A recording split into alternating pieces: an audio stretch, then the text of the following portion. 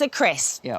we thought we'd do one of your favourite activities, given your excitement over a bit of kingfisher regurgitation last night. Good. It was pretty good. Did you see it when it came out? It's so sort of perfectly round, so perfectly formed. Just wanted to be there, cupped, my hands cupped beneath it, where the kingfisher regurgitated that pellet. We saw the excitement, so we thought... Do you know what I'd like to do? Well, I'd like to go down to the harbour wall, because beneath where the kingfisher is perched is concrete. So if it's regurgitating those pellets onto concrete, they're going to go splat and they might fragment.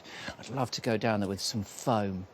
You know, put some foam down beneath it so that when the kingfisher regurgitate the pellet, it just bounces and lands nice and softly. You can pick it up, spray it with hairspray, keep it for years in a little pot in your cupboard. Get really excited about it about once every 5 years. I don't know how your brain works sometimes, honestly. But listen, right, so we've got some lovely barn owl pellets here, which you're going to have a dissect through. OK. And we're going to have a look at what's inside. Now, these are my personal tweezers. What do you mean, your eyebrow tweezers? Yeah, I expect them back clean. I need to use these. Yeah, they're pretty good, actually. Yeah, they are. They're professional ones. What is that? It's caught in amongst them.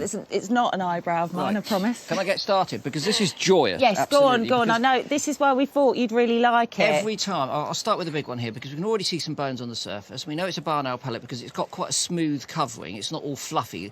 If it were fluffy, it would be like a tawny owl pellet. So what we'll do is we'll break it open just to get started like this, and then you can see immediately inside there's Oh, look at that. Oh, look at that.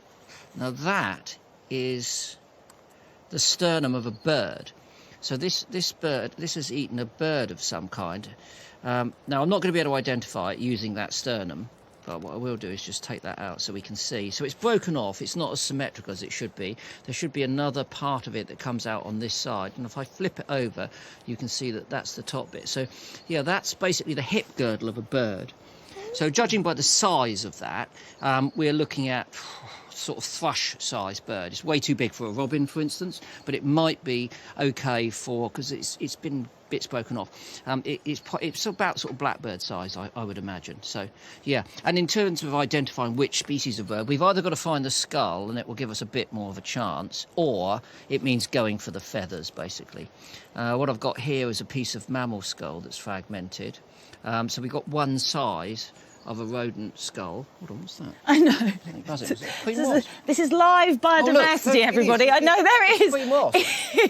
Isn't that fantastic? So this warm weather has woken that wasp out of hibernation, and at this point in time, of course, only the queens... Very interested in us right now. Yeah, no, only the queens are alive. The rest of the wasp colony doesn't exist. She's carrying all of the eggs for next year's nest in her body at this point in time.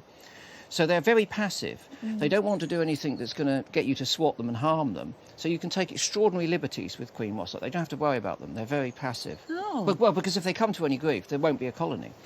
Should we get back to the skull? Get back to the skull, Nice yeah. little visit, though. Nice to have a visit. Nice to have a visit. So look, we've got one half of a skull here. You can see that tooth at the front is one of the incisors, characteristically orange. And if I'm looking at that part of it there, I can see, I don't know if you can, it's very, very small, this. Right. What is that? The two little holes there indicate that the teeth are missing, and those are the root holes, and it indicates that it's a mouse. Now, it's very, very small, so you might be tempted to think it's a harvest mouse, but of course it could be a juvenile wood mouse or a juvenile house mouse, so we're not entirely sure about that. Let's see if we can find something a little bit bigger.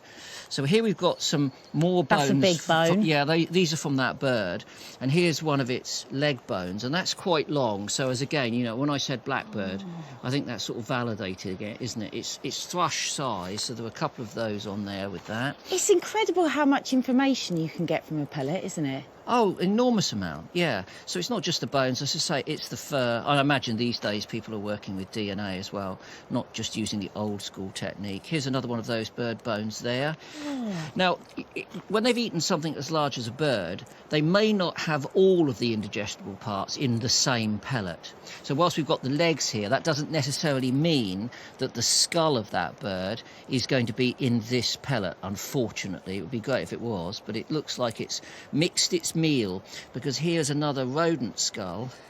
You can see this one's coming out a bit better. There we are. So, hold on, just fiddling about. Sorry, I'm trying to do it as quick as possible. Right, so we've got the front of the skull here, and then these two ridges around here are what are protecting the eyes. So the eyes would be set in here. This is the top here. What's missing from the back of it is the, you know, the cranial case, the brain case. That frequently fragments.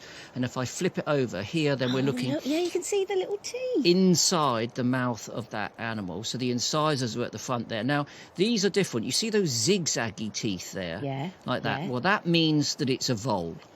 And one guide that's not 100% is that if those teeth are quite reddish, it could be a bank vole rather than a field vole. But in order to identify the difference, what you need to do is use the tweezers, your eyebrow tweezers, and what you do is you remove the teeth. Hold on.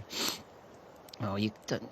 Or you can look at the surface of the teeth, and if you look at the surface of the teeth, the ziggle-zaggle pattern, okay, Ziggle-zaggle? Yeah, you know, the pattern of them ziggling and zaggling down the side there, that will tell you whether it's a bank vole or a field vole. And there are guides online that you can access to do that, and you will need a magnifying glass generally to do that. I mean, it's certainly beyond my eyesight at the moment. So that's good, isn't it, really? Look. No, we need to leave that one because I've got a surprise for you, Chris. Okay. We have another pellet for Yeah. you, but we're not allowed. We're not going to pull it apart because it is a very special pellet. Okay. I'm going to pull it out now. Just have a last look for the skull, but I don't think it's in there. I want your full attention for this because it's massive. Beautiful, thanks. This is the pellet of a white-tailed eagle. Right, we've got to get it out. Look at the size of that. If you compare that to some... You sniffed it. I did just get a whiff, to be honest. It smells Do you great. like that? I like it very much. I'm just Do trying you? Yeah, of course. Really? It's... It's a bit pungent for me, if I'm honest. Come on, get out. There it is. There it is. OK, we've got it out. Look at the size of it. Yeah. Now, this needs some hairspray because it's beginning to disintegrate. Now, what I would do if this belonged to me is I'd pin that together using some pins, and then I'd get this with some artist fixative or some hairspray to make sure it remains in a consolidated mass. But if we're looking at it, you can see here that it's full of sheep's hair.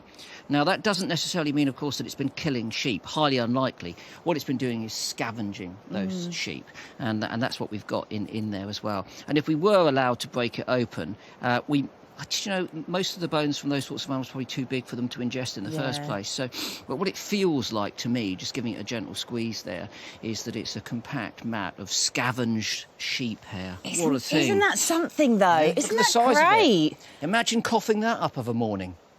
I sometimes do. That'd clear your throat, wouldn't it? Well, look, so put that back in the jar. We're going to have a look at our live wildlife cameras now whilst you sanitise your hands, OK? Is that a legal requirement for this program? It certainly is. OK, so...